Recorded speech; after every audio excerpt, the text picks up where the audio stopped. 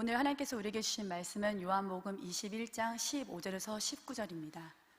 요한복음 21장 15절에서 19절입니다. 제가 가진 성경으로는 신약성경 185페이지에 있습니다. 함께 교독하시고 마지막 절을 합독하도록 하시겠습니다. 그들이 조밥 먹은 후에 예수께서 시몬 베드로에게 이르시되 요한의 아들 시몬아 내가 이 사람보다 나를 더 사랑하느냐 하시니 이르시되 주님 그러하나이다. 내가 주님을 사랑하는 줄 주님께서 아시나이다. 이르시되 내 양을 먹이라 하시고 또 두 번째 이르시되 요한의 아들 시몬아 내가 나를 사랑하느냐 하시니 이르되 주님 그러하나이다. 내가 주님을 사랑하는 줄 주님께서 아시나이다. 이르시되 내 양을 치라 하시고 세 번째 이르시되 요한의 아들 시몬아 내가 나를 사랑하느냐 하시니 주께서 세 번째 내가 나를 사랑하느냐 하심으로 베드로가 근심하여 이르되 주님 모든 것을 아시오매 내가 주님을 사랑하는 줄을 주님께서 아시나이다. 예수께서 이르시되 내 양을 먹이라. 내가 진실로 진실로 내게 이르노니 내가 젊어서는 스스로 띠띠고 원하는 곳으로 다녔거니와 늙어서는 내 팔을 벌리리니 남이 내게 띠띠우고 원하지 아니하는 곳으로 데려가리라. 이 말씀을 하심은 베드로가 어떠한 죽음으로 하나님께 영광을 돌릴 것을 가리키심이로라. 이 말씀을 하시고 베드로에게 이르시되 나를 따르라 하시니 아멘. 주의 성령이 내게 임하셨으니 이는 가난한 자에게 복음을 전하게 하시려고 내게 기름을 부으시고 나를 보내사 포로된 자에게 자유를 눈먼 자에게 다시 보게 함을 전파하며 눌린 자를 자유롭게 하고 주의 은혜의 때를 선포하게 하심이라. 주의 은혜의 때를 선포하게 하심이라. 아멘. 우리가 신년 때 이 말씀을 참 많이 보았던 것 같습니다. 지금은 은혜 받을 만한 때요. 하나님의 부활의 은혜가 우리의 삶 가운데 또한 성도님의 삶 가운데 풀려지는 은혜가 있기를 간절히 소망합니다. 오늘은 실패는 또 다른 기회라는 주제를 가지고 함께 은혜를 나누고자 합니다. 성공과 실패, 이 두 단어를 얘기할 때 누구를 막론하고 성공이라는 단어가 더 좋게 여겨질 것입니다. 그런데 예수님은 인류를 구원하기 위해서 실패를 선택하셨습니다. 그런 예수님께서 어떤 방법으로 우리를 부르셨는지 오늘 말씀을 통해서 함께 은혜를 나누고자 합니다. 예수님의 십자가는 실패처럼 느껴집니다. 그러나 부활로 인해서 그 십자가는 실패가 아니라는 것을 명백히 말해주고 있습니다. 이 십자가의 사건으로 부활의 사건으로 말미암아 기독교가 존재되었습니다. 예수님께서는 부활하셔서 제자들을 갈릴리에서 만나시고자 하셨습니다. 부활한 예수님께서 처음 하셨던 것은 바로 제자들을 만나는 것이었습니다. 성도님들, 만약에 성도님들이라면 부활을 하시고 처음 어디로 가셨을 것 같습니까? 제가 만약에 예수님이라면 대제사장들과 서기관들, 나를 모독했던 로마 군병들, 그들에게 찾아가면서 내가 기도해서 너희를 용서했지 너희 그렇게 살면 안 된다라고 얘기해 줄 것 같습니다. 내가 이렇게 버젓이 부활했어, 이렇게 얘기해 줄 것 같습니다. 그런데 주님은 그렇게 하지 않으셨습니다. 제자들을 만나러 가셨습니다. 더 중요한 사실은 부활 후 예수님께서는 제자들을 만난 후에 다른 어떤 사람도 만나지 않으셨다는 것입니다. 예수님의 부활의 능력을 가지고, 부활의 권세를 가지고 사적인 감정에 복수를 하려고 하지 않으셨던, 또 그런 것에 쓰지 않으셨던 것을 볼 수 있습니다. 예수님의 부활의 목적은 오직 제자들에게 집중하기 위함이었습니다. 사실 제자들이 생각할 때 어떻습니까? 결정적일 때 빠져나가고 절대 배신하지 않는다고 했지만 배신했던 제자들의 모습이었습니다. 예수님께서는 부활하시고 그 전에 말씀하신 대로 갈릴리에 가신다라고 말씀하십니다. 그리고 제자들이 갈릴리까지 따라오는 것만으로도 참 신기한 노릇이 아닐 수 없습니다. 사실 그런 것이 예수님의 얼굴을 어떻게 볼 수 있겠습니까? 예수님과 보낸 3년의 세월이 있었기 때문에 예수님께 갔던, 또 갈 수 있었던 용기가 그들에게 조금 남아 있었기 때문에 갈 수 있었던 것 같습니다. 마태복음 28장 16절과 17절에서는 예수님이 갈릴리로 가서 만나자고 하였을 때 예수님을 바라보고 경배하였지만 또 다른 부분에서는 의심하는 제자들이 있었다라고 성경은 말하고 있습니다. 예수님께서는 먼저 갈릴리로 가셨습니다. 갈릴리가 어떤 곳입니까? 이 제자들의 고향입니다. 또 예수님을 만났고 예수님이 부르신 곳, 예수님께 내 인생을 드리기로 결정한 곳이 바로 갈릴리였습니다. 다시 제자들을 거듭나게 하시고 다시 부르시기 위한 예수님의 계획이 시작된 것입니다. 이 일이 아니면은, 제자들이 아니면은 예수님은 갈릴리로 가실 이유가 없으셨습니다. 그래서 제자들과 시간을 보내기로 결정하십니다. 하나님의 나라, 하나님의 백성으로 누려야 할 것을 말씀하시기 위하여서, 또한 그들에게 알려주고 싶으셔서 제자들을 그곳에서 부르십니다. 처음 제자들을 부르시고 천국 백성으로 천국에 대한, 하나님의 나라에 대한 곳을 선포하신 그곳에서 다시 제자들과 시작하기로 결정하신 것입니다. 예수님께서 희망이 없는 제자들, 세상으로 보면 아무짝에도 쓸모없는, 또 스스로 자괴감에 빠져있는 제자들을 다시 한번 일으켜 세우시기로 결정하신 것입니다. 자괴감 하면은 저는 구약의 성경의 인물 중에서 엘리야가 생각이 납니다. 왜냐하면 엘리야 선지자가 열왕기상 18장에서 바알의 선지자 450명과 450대 1로 해서 승리를 합니다. 여호와가 참 하나님이라는 것을 만인에게 알리게 됩니다. 그렇지만 그렇게 450대 1로 승리하고 난 다음에 이세벨이 엘리야에게 사신을 보내어서 내가 너를 죽이겠다라고 하는 그 말에 벌벌 떨게 됩니다. 열왕기상 19장 4절에서는 로뎀나무 아래에서 하나님을 향하여서 울부짖는 엘리야의 목소리가 있습니다. 주여, 여호와여 넉넉하시오며 주님, 내 생명을 거두어 가옵소서, 내 생명을 거두어 가옵소서라고 고백하는 엘리야를 보게 됩니다. 엘리야의 모습을 볼 때 18장에서는 450대 1로 승리했는데 이 19장에서 보면은 주님 저를 죽여주십시오라고 하는, 바로 한 장밖에 차이가 나지 않는 이 성경 안에서 엘리야의 두 가지 모습을 보게 된다는 겁니다. 나중에 40냐 40주를 가서 하나님의 산 호렙에서 엘리야를 세우십니다. 호렙산, 바로 모세의 전통이 있는 산입니다. 이스라엘 백성들이 하나님의 말씀을 받았던 산이기도 합니다. 이때 열왕기상 19장 13절에서는 엘리야에게 여호와의 말씀이 임하게 됩니다. 얼굴을 가리고 얼굴조차 들지 못하는 그 엘리야에게 내가 어찌하여 여기 있느냐라고 여호와께서 말씀하십니다. 네가 어찌하여 여기 있느냐. 하나님의 굴 앞에 세우신 이유가 있습니다. 엘리야야, 네가 나와 함께 승리를 맛보아하지 않느냐. 그런데 왜 이세벨의 그 말에 너가 그렇게 두렵고 떨려하냐? 내가 너와 함께하는 것을 잊었느냐라고 하시는 말씀입니다. 승리를 얻고 곧바로 자괴감에 빠져있는 엘리야, 실패한 것 같은 엘리야, 자신이 얼마나 싫겠습니까? 다시 예수님과 제자들의 모습을 보겠습니다. 예수님께서 잡히시던 밤에 베드로는 예수님을 3번 부인합니다. 어떻게 보면 베드로라 하는 반석이라는 이름에 걸맞지 않은 행동이었습니다. 따라서 진정한 의미에서 이제는 베드로라고 불려지는 게 어렵게 되었습니다. 모든 것은 처음부터 다시 시작해야 했습니다.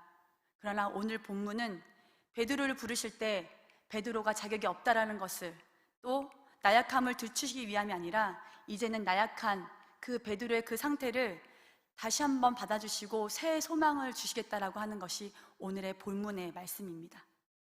오늘 본문 15절에서는 요한의 아들 시몬아, 내가 이 사람들보다 내가 나를 더 사랑하느냐? 라고 주님께서 질문하십니다. 이 질문은 세 가지로 얘기할 수 있습니다. 내가 다른 사람들이 나를 사랑하는 것보다 네가 나를 더 사랑하느냐? 라고 하시는 겁니다. 두 번째는 내가 이 사람들을 사랑하는 것보다 베드로 너가 나를 정말 더 사랑하느냐? 라고 물으십니다. 세 번째, 네가 가지고 있는 이 직업과 너의 능력, 너의 재물, 이것보다 나를 정말 사랑하느냐? 네가 지키고 있는 이 직업보다 나를 더 사랑함으로 쫓을 수 있냐? 라고 하는 질문 세 가지가 내포되어 있다는 것입니다. 16절에 또 다시 한번 얘기합니다. 요한의 아들 시몬아, 내가 나를 사랑하느냐? 이때 질문은 예수님께서 다른 것과 비교하는 것이 아니라 하나님과 1대1의 관계에서 다른 사람이 비교가 아니라 너와 나의 관계 가운데 개인적으로 정말 너가 나를 사랑하느냐라고 물으시고 계십니다. 17절에서 다시 한번 얘기합니다. 요한의 아들 시몬아, 내가 나를 사랑하느냐? 이때 필레오라는 단어를 쓰면서 주님, 제가 주님을 사랑합니다. 주님의 사랑에 제가 반응합니다. 인간적인 모습이지만은 제가 주님을 사랑합니다. 라고 고백을 하는 베드로를 보게 됩니다. 베드로가 예수님께서 세 번째 질문을 받고 난 다음에 성경은 근심에 빠졌다라고 말하고 있습니다.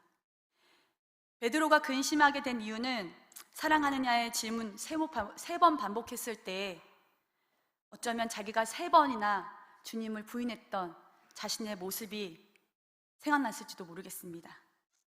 예수님께 대한 그의 사랑이 변함이 없었으나 그는 이제 더 이상 아무것도 장담할 수 없는 그 모습, 이전처럼 호언장담하며 주님, 제가 주님을 사랑합니다. 다른 사람이 주님을 버리더라도 저는 주님을 절대 버리지 않겠습니다. 라고 하는 예전의 베드로의 모습은 없다라는 것입니다. 그러면서 17절에서 베드로가 힘없이 얘기합니다. 모든 것을 주님께서 아십니다. 내가 주님을 사랑하시는 줄 주님께서 아십니다. 이것은 베드로의 주님, 주는 그러시오, 살아계신 하나님의 아들이십니다 라고 하는 이 기독론적인 고백과 동일한 것입니다. 예수님께서는 사람의 마음을 꿰뚫고 계시는 바로 하나님이신 것을, 신적인 통찰력을 갖고 있다는 것을 다시 한번 이 17절에서 베드로가 고백하고 있습니다. 우리는 주님을 떠날 수도 있습니다. 버릴 수도 있습니다. 주님은 우리를 버리지 않으시고 그러나 끝까지 사랑하시는 분이 바로 주님이십니다. 그런 주님을 믿으십니까? 우리는 우리 자신에게 아무 희망이 없을 때라도 주님은 우리 안에 여전히 소망을 두고 계십니다.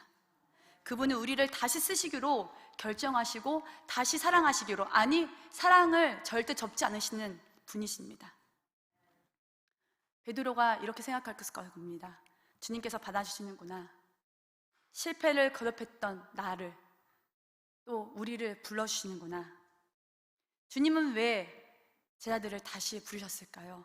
왜 다시 찾아오셨을까요? 그냥 부활의 모습을 보여주기 위해서? 위로해주기 위해서? 아닙니다.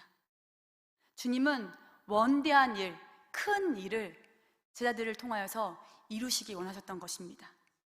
주님의 비전은 제자들을 통해서 완성하기 원하셨다는 겁니다. 예수님께서 사랑하는 질문에 네가 나를 사랑하느냐, 요한의 아들 시몬아 내가 나를 다른 사람보다 더 나를 사랑하느냐라고 했던 이 질문 가운데 내 양을 먹이라, 내 양을 치라, 또 다시 한번 내 양을 먹이라고 하시는 것은 하나님의 원대한 구원의 계획을 이 제자들을 통해서 이루시기 원하시는 하나님의 계획이라는 것입니다. 우리가 생각했던 것보다 주님의 계획은 크십니다. 믿으십니까? 예수님을 떠나서 제자들은 고기 잡는 것에 마음을 가졌습니다. 그래서 다시 생업의 자리로 갔습니다. 그런데 주님은 그 시간에도 제자들을 통하여서 큰 그림을 그리고 계셨습니다. 예수님이 바라보시는 제자들의 인생이 달랐다라는 것입니다. 결국 누구의 계획이 이루어졌습니까? 예수님의 생각과 계획이 끝내는 이루어진 것을 우리가 성경을 통해서 보게 됩니다. 예수님의 계획, 예수님의 완성. 사랑하는 성도님들, 본인을 바라봤을 때, 내 자신을 바라봤을 때 절망하신 적이 있으십니까? 사실 저는 제 자신을 볼 때 너무 실망하고 절망할 때가 있습니다. 그렇다고 제가 자존감이 막 낮은 사람은 아닙니다. 사역의 자리에 있지만은 예수님을 사랑한다라고 예수님께 내 생명을 드리겠습니다. 제가 제 십자가를 지고 주님의 십자가를 지고 따르겠습니다.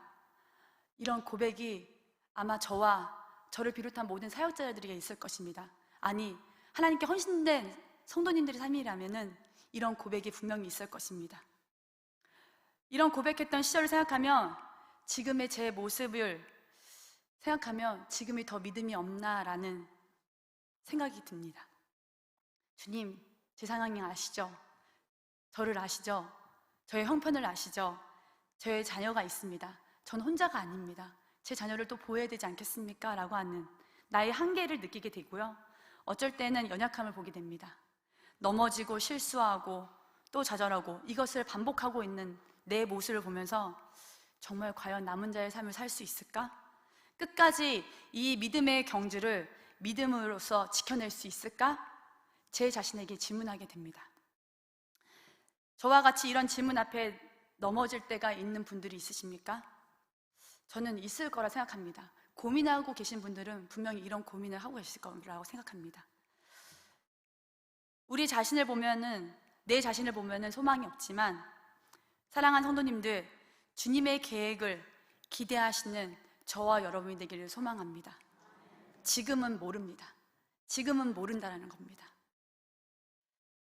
우리가 성경을 보아서 알지만은 지금 예수님 앞에 서 있는 베드로, 자기 자신이 초대교회의 수장이 될 것이라는 놀라운 부흥의 역사를 일으킬 사람이라는 것을 생각이라도 했을까요? 아닐 것입니다. 한 번에 3,000명, 5,000명 주님 앞에 인도할 사람으로 이끄시려 할 것을 생각을 했을까요? 그런데 주님은 그 베드로에게, 지금 그 일을 아무것도 모르고 있는 베드로에게 하나님의 계획한 일들을 행하셨다라는 것입니다. 베드로는 자신의 인생에서 이전에는 생각하지 못했던 일들을 하나님이 행하고 계신다는 것을 몰랐을 것입니다. 그런데 그 일을 하나님께서는 행하셨습니다.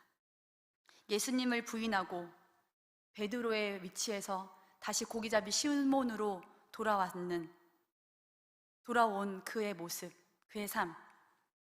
사실 시몬으로서는 실패였지만은 그런 자기 자신을 다시 불러주셨다라고 성경은 말씀하고 있습니다.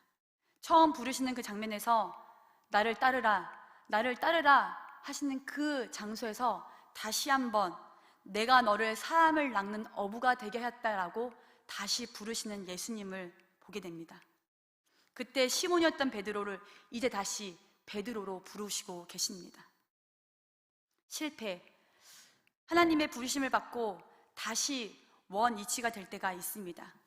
그때 예수님께서 다시 말씀하십니다. 너의 부족한 모습 그대로 내가 다시 받아주겠다. 내가 다시 너를 불러주겠다라고 하십니다. 지금 베드로에게 예수 성공한 사람이 누구인가 정의를 합니다. 그러나 성경은 세상 사람들이 말하는 성공으로 얘기하지 않습니다. 사랑할 줄 아는 사람이, 또 사랑을 받을 줄 아는 사람이 성경에서는 성공한 사람이라고 말하고 있습니다. 오늘날 우리가 성취한 삶을 살지만 인격적인 부분에서 실패해 또 넘어진 자들이 많이 있습니다. 하나님의 일에는 게으르고 자신의 일에는 열정적으로 하는 사람들, 자기 마음대로 살아가는 사람들이 많이 있습니다. 세상 사람들만일까요? 아니요. 주님을 믿는다는 크리스찬들도 자신이 원하는 삶을 살아가고 있습니다. 그러나 오늘 18절 말씀에서는 우리가 어떻게 살아가야 할지를 말씀해 주고 있습니다.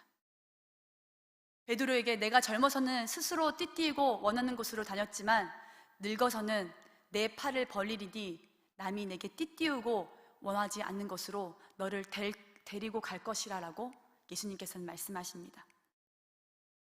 젊어서는 개인적인 일로 인해서 네가 원하는 대로 갔지만은 이제는 타인을 목적으로 하는 삶을 살아야 될 것이다 라고, 또한 그곳으로 인도할 것이라 라고 말씀하고 있다는 겁니다. 내 중심, 내 욕심이 중심이 있던 삶이었다면은 이제는 사명의 인생으로 나아갈 것을 베드로를 통해서 말씀하고 있습니다. 그것은 바로 우리에게도 동일하게 주어지는 말씀입니다. 오늘 19절 말씀에서 나를 따르라 라고 말씀하고 있습니다. 주님을 따르는 삶, 바로 내 생명을 하나님 위해 살겠습니다 라고 하는 삶입니다. 마태복음 4장 처음 예수님께서 베드로를 부르셨을 때 나를 따라오라, 나를 따라오라 라고 하시는 그 주님이 부활하셔서 다시 한번 말씀하십니다. 나를 따라오라, 나를 따라오라. 나를 따르라 라고 하시는 것은 주님이 내 앞에 계시다는 겁니다. 예수님의 뒤를 따라가는 것은 이제 주님이 먼저 가서 행하시고 내가 그 주님과 함께 간다라는 것입니다. 가장 깊은 절망의 자리에서 주님은 다시 부르십니다. 나를 따라오라. 내가 너보다 앞서가서 행할 것이다 라고 말씀하고 있습니다. 오늘 설교의 제목이 실패는 또 다른 기회입니다. 지금 절망 가운데 있는 것 같은 느낌이 드십니까? 내 절망의 자리가 부르심의 자리가 되고 소망의 자리가 될 줄 믿습니다. 19절에서 나를 따라오라 하시는 베드로에게 말씀하신 주님은 요한복음 13장 36절에서 그때는 베드로가 이해하지 못했지만은 이제 진짜 이 말씀이 너로 하여금 이루어질 것을 얘기하고 있습니다. 우리 함께 한 목소리를 읽어보도록 하겠습니다. 시작. 시몬 베드로가 이르되 주여 어디로 가시나이까? 예수께서 대답하시되 내가 가는 곳에 내가 지금은 따라올 수 없으나 후에는 따라오리라. 아멘. 베드로가 그리스도를 위해 순교에까지 이르러야 함을 말씀하시는 것입니다. 여기는 베드로의 선택의 여지가 없습니다. 이미 베드로가 따르는 것이 전제되어 있습니다. 그것은 베드로 자신이 자신의 힘으로 따라가는 것이 아니라 그리스도의 능력으로 그리스도께서 함께 하시고 또한 그분이 나를 따라라 하신 그 말씀에 순종하는 것밖에 남아있지 않습니다. 순교에까지 이르도록 자신을 전적으로 부인하고 철저히 주님 앞에 복종하는 삶, 그것이 바로 진정한 사도로서 또 하나님의 사도의 수장으로서의 역할을 하는 베드로의 모습이었습니다. 요한복음 12장 25절과 26절에서는 이렇게 얘기하고 있습니다. 자기의 생명을 사랑하는 자는 잃어버릴 것이요 이 세상에서 자기의 생명을 미워하는 자는 영생하도록 보존하리라. 사람이 나를 섬기려면 나를 따르라. 나 있는 곳에 나를 섬기는 자도 거기 있으리니 사람이 나를 섬기며 내 아버지께서 그를 귀히 여기시리라. 아멘. 의지할 만한 분을 의지하고 따라가야 할 만한 분을 따라가는 것, 영원히 함께 할 분을 따라가는 것, 이것이 우리에게 큰 은혜라는 것입니다. 그런데 예수님은 마땅히 버려도 야단쳐도 눈물이 쏙 나도록 할 수 있는 그런 분이셨는데 제자들에게 그렇게 하지 않으셨습니다. 다시 부르셔서 일으켜 세우시고 또 다시 세우겠다라고 말씀하고 계십니다. 그분이 바로 우리의 예수님이십니다. 그분께 목숨을 드려도 아깝지 않을 것입니다. 어쩌면 속으로 목숨까지 너무 힘들지 않을까라고 하는 우리의 마음의 소리가 있을 수도 있습니다.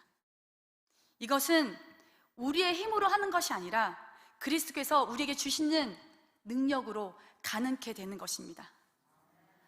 베드로에게 그만한 믿음을 주셨고 그만한 능력으로 앞서 가시는 여호와 하나님께서 우리와 어제와 오늘 동일하신 그 여호와 하나님께서 우리와 오늘도 함께 하고 계시다는 것입니다. 말씀을 맺겠습니다. 실패는 또 다른 기회가 된다라고 믿으십니까? 아까 자괴감에 빠졌던 엘리야의 모습, 열왕기상 19장 15절에서는 네가 다메섹으로 가서 하사엘에게 기름을 부어 아람 왕이 되게 하라라고 하나님께서 명령하십니다. 또한 16절에는 엘리사에게 기름을 부어 너를 대신하여서 선지자로 세우가라고 하십니다. 그리고 왕하 2장 11장에서는 두 사람이 길을 가며 말하되 불수레와 불말들이 엘리야와 엘리사를 갈라놓고 엘리야가 회오리 바람으로 하늘로 올라가는 것을 우리가 보게 됩니다. 실패를 맛보았던 엘리야, 그는 왕을 세우고 또 자신의 제자인 엘리사 선지자를 세우고 죽음을 맛보지 아니하고 350년 동안 동행했던, 그래서 죽음을 맛보지 않는 에녹과 같이 승천하여서 하나님 나라에 간 사람, 인물 중에 되어 있습니다. 그게 바로 엘리야입니다. 영광스럽게 주님이 부르시는 선지자가 되었습니다. 저는 하나님 안에서 실패는 또 다른 기회가 된다는 것을 엘리야를 통해서, 베드로를 통해서 보게 됩니다. 실패와 절망과 무덤과 같은 컴컴한 슬픔 가운데 그 시간을 뚫고 찾아오신 바로 그 예수님, 그 주님, 나를 지으신 주님이 바로 그 주님이시라는 것을 우리 모두가 고백하기 원합니다. 내 인생을 변화시키는 가장 놀라운 고백은 주님, 내가 주님을 사랑합니다. 베드로처럼 자신 없는 우리의 모습 가운데 내 실수, 내 죄악을 돌아보지 않으시고 내가 너를 사랑한다, 내가 너를 부르고 있다, 나를 따르라라고 하시는 그 주님 앞에 우리가 믿음으로 고백했으면 좋겠습니다. 주님께서는 다 알고 계십니다. 그리고 내 마음을, 내 중심을 누구보다도 다 알고 계시다는 것입니다. 이 시간에 절망 가운데 있는 나에게 찾아오신 주님, 제가 주님을 사랑합니다 고백하며 이 시간에 함께 나를 지으신 주님 찬양하겠습니다.